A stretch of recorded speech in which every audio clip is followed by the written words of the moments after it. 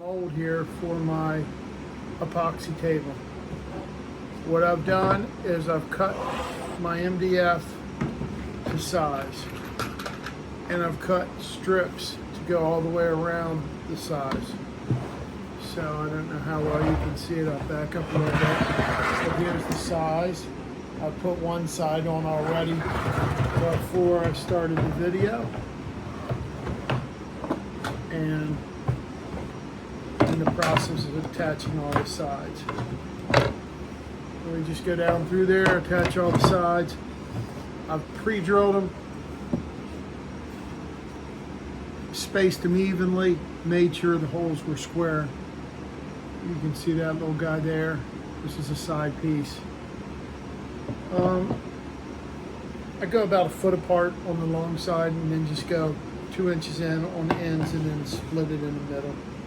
I like to pre-drill a little bit just to give it something to bite to, or give it, not so it doesn't split the MDF. I use a white MDF board for my molds. I've also checked the thickness here, so my thickness is 1.25 inches, and I've made my mold able to go 1.75 inches, so I've given it a 1/2 inch over top of what I need.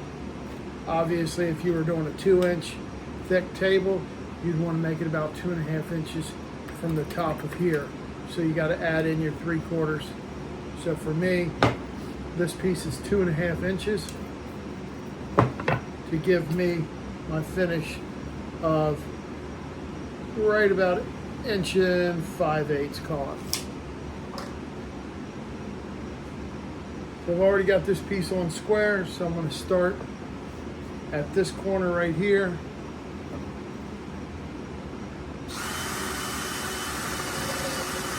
Quick little pre-drill. I'm using 1.25 inch screws. You could probably go 1 5/8 inches. I'm out of 1 5/8 inch screws, so that's what I'm using. 1.25 inches.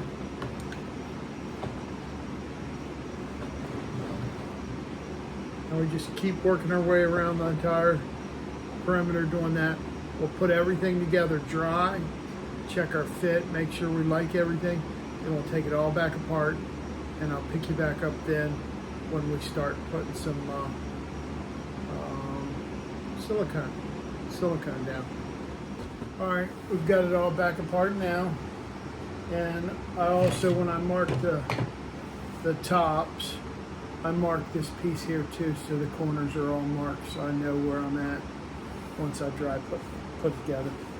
A lot of people might just nail this, but I'm trying to use this mold a couple times. I invest in, and it's a good size that I like. This one here is a 48 by 18, nice size for a coffee table, so I'm probably going to try to use this one. I am going to use this one a couple more times. So you wouldn't need to put the screws in and do all this if you were just using a one-time mold. You could probably just drive some finishing nails, put your silicone in, lay it up there, and go to town with some finishing nails. Okay, I use a countersink bit here, and I countersink the inside of it, the inside of the mold, to try to just give me a little more silicone in that area where the screw comes through.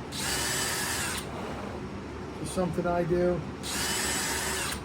I don't really think it's a necessity. I think it just gives us just a tad bit more silicone right there where that countersink is. And then I will start with my small piece here.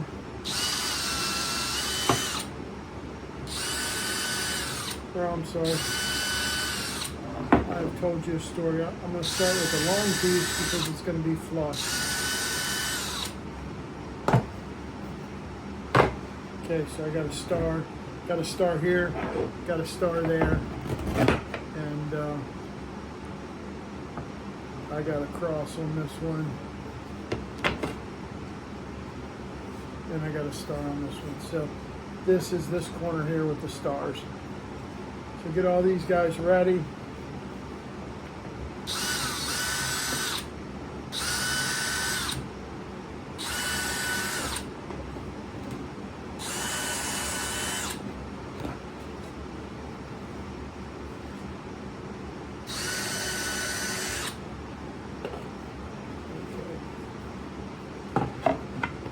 So what I also think that countersink does when I'm using screws is it keeps the screw from binding up. You don't want the screw to bind up on this piece. You want the screw to go in there, because if it binds up, it has a tendency to hold it off a little bit if it's not a perfect hole.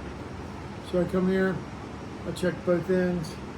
Okay, I feel like I'm good to go. Both ends are flush, no adjustments needed. Get this dust out of here. The silicone that I use is advanced silicone. Put it to you right there. Advanced silicone. Okay, we got the mold put together here. And now we're going to take it all apart. We've looked it over.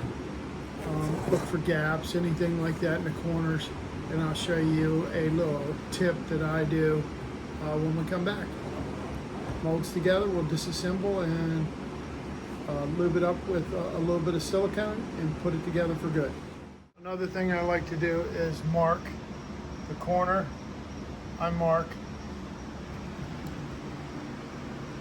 opposite corners here and here, and then that way they can't get mixed up. That's when I've got it put together dry. So I've marked opposite corners. Hey, we're back now and molds all together, siliconed all the way around. What I did do is some of those little 1 1/4" screws pulled a little bit. Didn't really like it, had a gut feeling they weren't long enough. As I said, I didn't have any 1 5/8", so I ran them to 2 inches and pulled them in. A little bit of overkill there. Probably could have done 1 5/8", 1 3/4", but I only had 2 inch, so that's what I used. I've got the mold already sealed up on the screw side, the squish side. So now what we're going to do is we're going to go around the whole inside of the mold.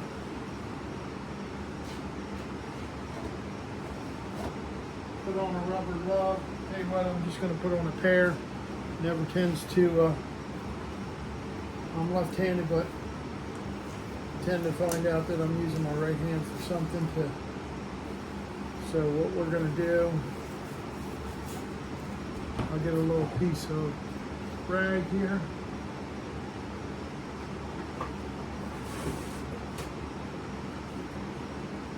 Got a little rag. And we're just going to go around this whole mold, and we're going to try to make a nice little bead and seal it up real nice.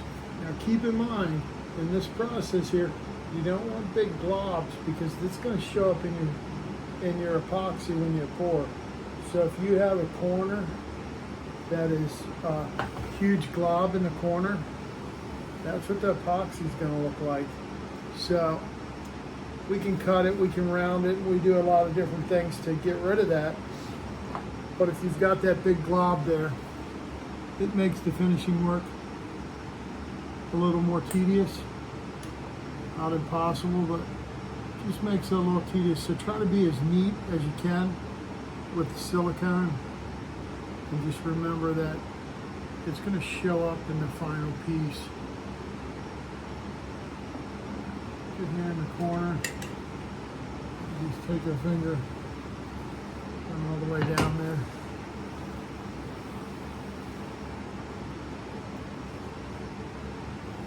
Talk about that. Whatever I got.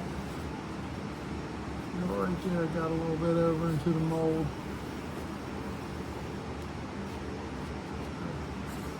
Break any excess down.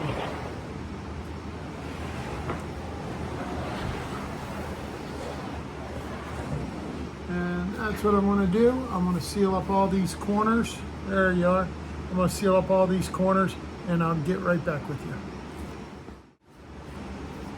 Okay, welcome back. What we're going to do now is I'll flip the mold over. As you can see, this is the bottom, and we're going to take and we're going to seal up all this all the way around here, just like we did on the inside corners. So we basically squeezed it in when we put it together with silicone. We did the inside corners, and now we're going to do this, doing everything we can to keep it from leaking. Let me get that done. All right, I'm finished up here with the mold, and as you can see it, I got it flipped over. I'm going to let it sit like that for 24 hours. let all that silicone dry. The one thing that we haven't talked about on this, let me get around here where my light's a little bit better, not much. Need to get me one of them little round things. So you need to find some scrap. I like to run it all the way across the mold, but something to keep the mold, you see that? I'm gonna cut this to size. I'll find me some 2 or 3 pieces of scrap and run it the whole way across here. You want air to flow underneath here. You don't want this sitting on the table that you're pouring, because the epoxy will build up heat, and you want to keep as much air movement across there as you can. Okay, so that is very important. Obviously, the warmer the climate and the hotter that you're pouring into, the more that you want to try to take and get some air movement. You might want to put some fans and things like that. Keep that epoxy as cool as you can. Okay, some tips here. This little tool right here helps me keep my holes square when I'm trying to drill. Something like this, it's kind of critical not to get your holes at an angle. A nice little piece here to use. Obviously, I used a drill and a screw gun and the caulk and a caulk gun. Those are some little things that help you make this mold a little bit easier. This mold here is a 48 by 18. Not huge by any standards. Good coffee table size.